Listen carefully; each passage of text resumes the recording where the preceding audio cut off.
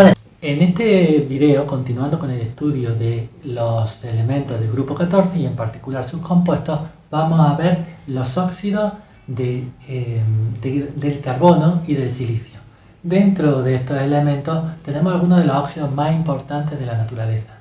Tenemos el dióxido de carbono, el cual respiramos continuamente, expiramos, el óxido de silicio y sus derivados que forman parte esencial de la corteza terrestre, y el monóxido de carbono, un potente veneno que además es usado para reducir minerales a metales, para obtener metales.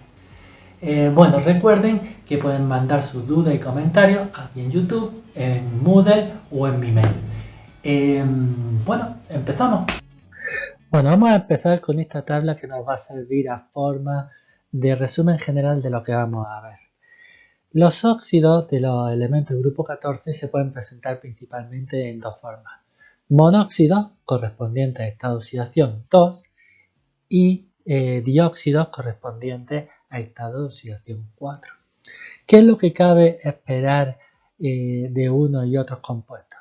En primer lugar, que los de estado de oxidación 2 tengan un carácter más iónico y que sean también óxidos más básicos que los que son de esta oxidación 4.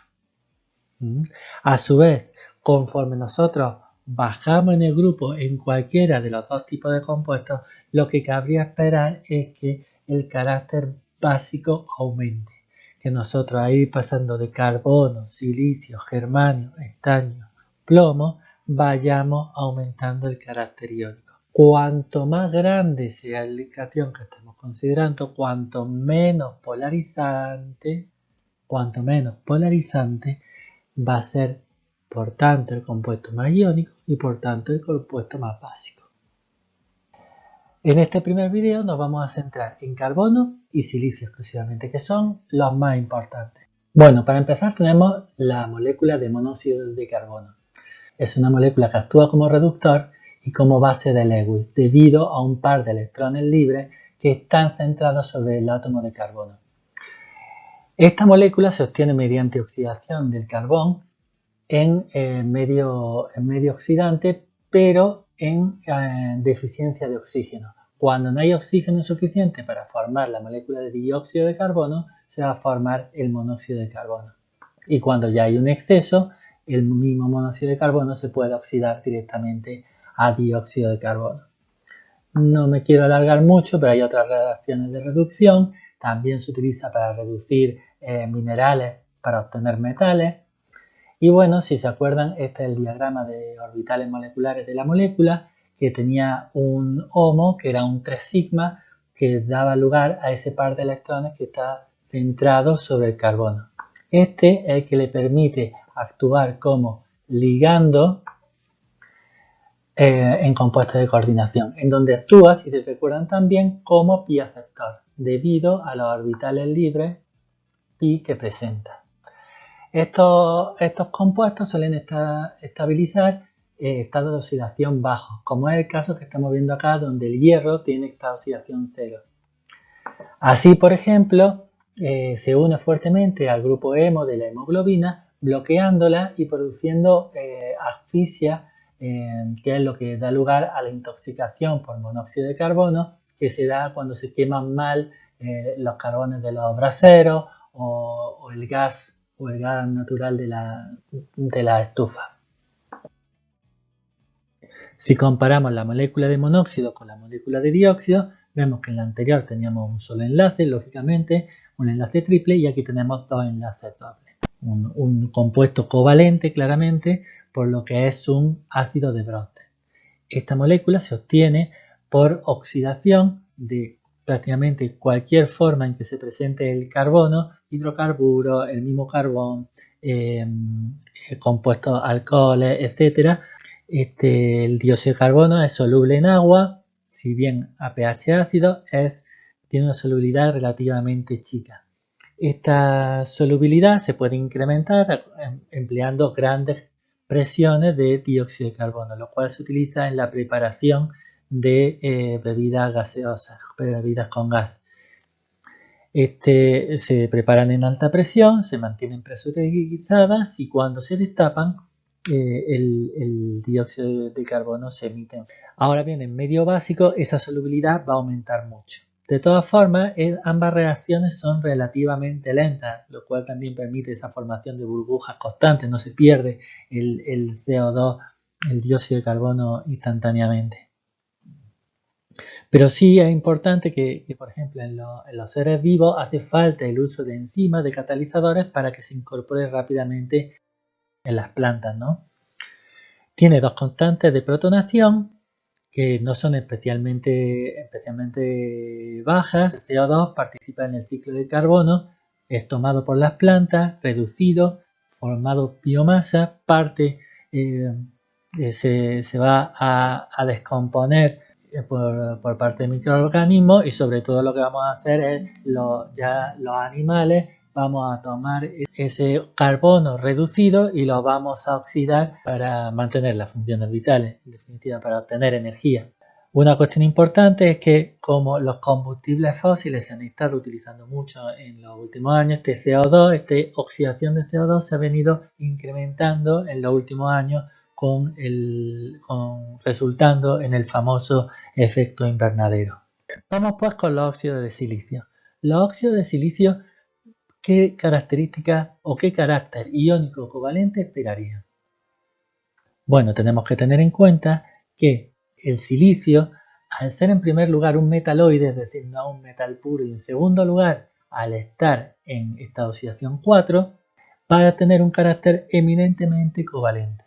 Vemos aquí las distintas energías de enlace de los enlaces tanto simples como dobles, y podemos ver que en el caso del enlace silicio-oxígeno es conveniente los enlaces simples, porque el enlace doble no aporta el doble de energía que lo hace el simple.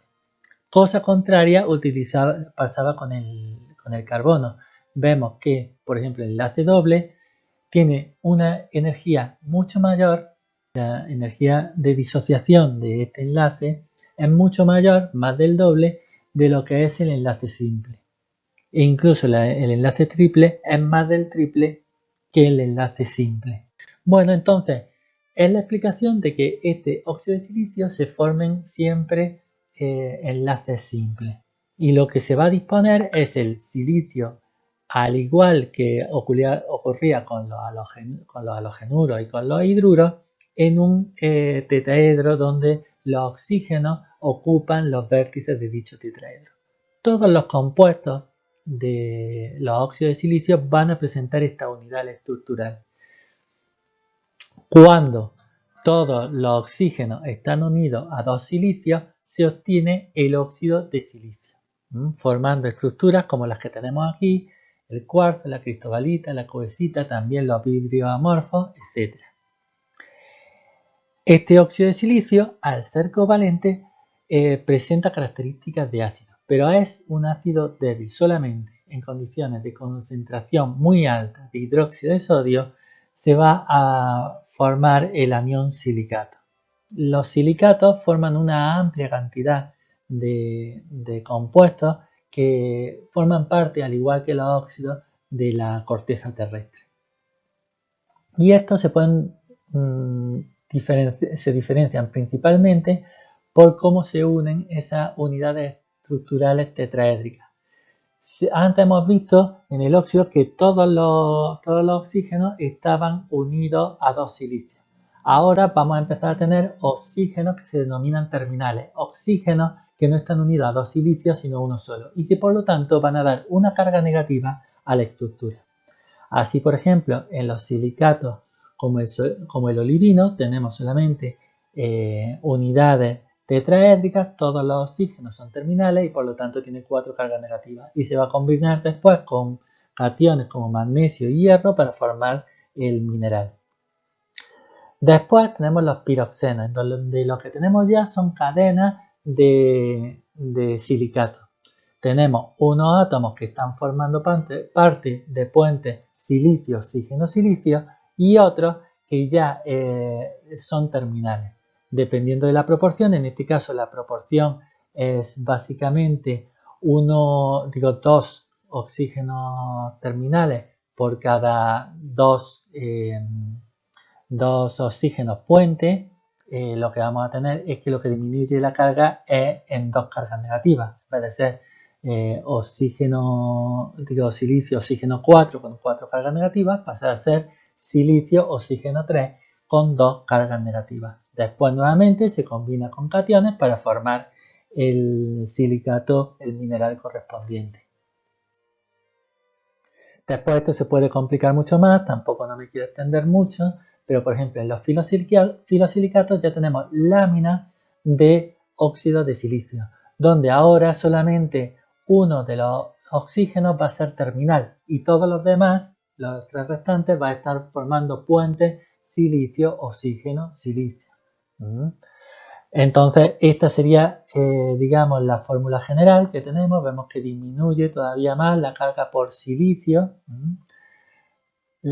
las cargas negativas que se producen por cada silicio, y a su vez esto lo podemos complicar más todavía. Aquí en la estructura que tienen a la derecha tendrían dos capas de óxido de silicio, una abajo y otra arriba.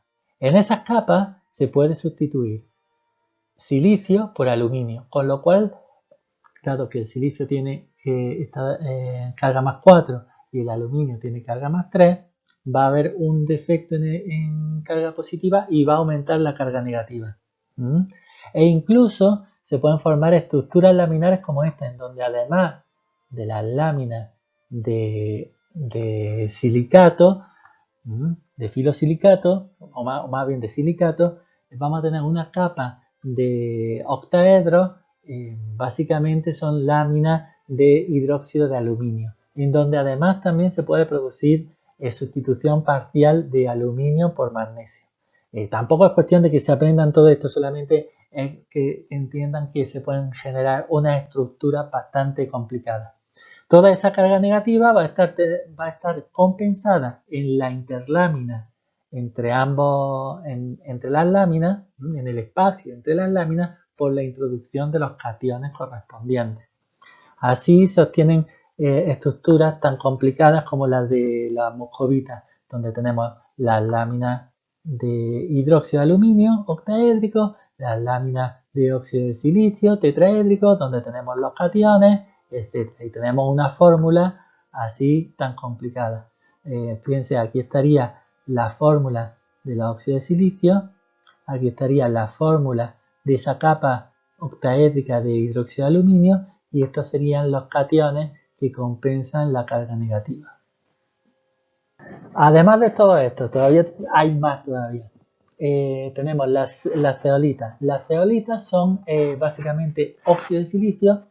Como pueden ver, una estructura porosa, donde por lo tanto vamos a tener mucha superficie expuesta. Vamos a tener mucha que se llama superficie específica. Es por eso que estas zeolitas se utilizan como absorbentes. Se utilizan como absorbentes de contaminantes, también se utilizan como catalizadores debido a esos grupos básicos, a esos grupos oxígeno con carga negativa que están dando por ahí, que están ahí en la superficie. Todos estos compuestos que le estamos explicando son muy importantes porque forman parte principalmente de la corteza terrestre, y después esos materiales son utilizados para fabricar vidrios, para joyería. Bueno, a modo de resumen de estos óxidos de los elementos más ligeros del grupo 14 tenemos el monóxido de carbono, un reductor que tiene carácter de base de Lewis, por eso que hemos visto del par de electrones libres que tiene sobre el átomo de carbono, el dióxido de carbono unido a dos oxígenos mediante enlaces dobles, que es un óxido ácido y que tiene gran importancia en el ciclo del carbono y en el efecto invernadero. Y por último los silicatos, que están todos compuestos por unidades de silicio oxígeno 4, donde todos los enlaces son simples y donde, dependiendo del número de oxígenos terminales y oxígenos puentes, vamos a tener toda una variedad de compuestos. Bueno, pronto tendré en el próximo video sobre ya los elementos más pesados. Hasta entonces, nuevamente, comentarios o dudas en los comentarios de YouTube, en Moodle o en mi mail personal.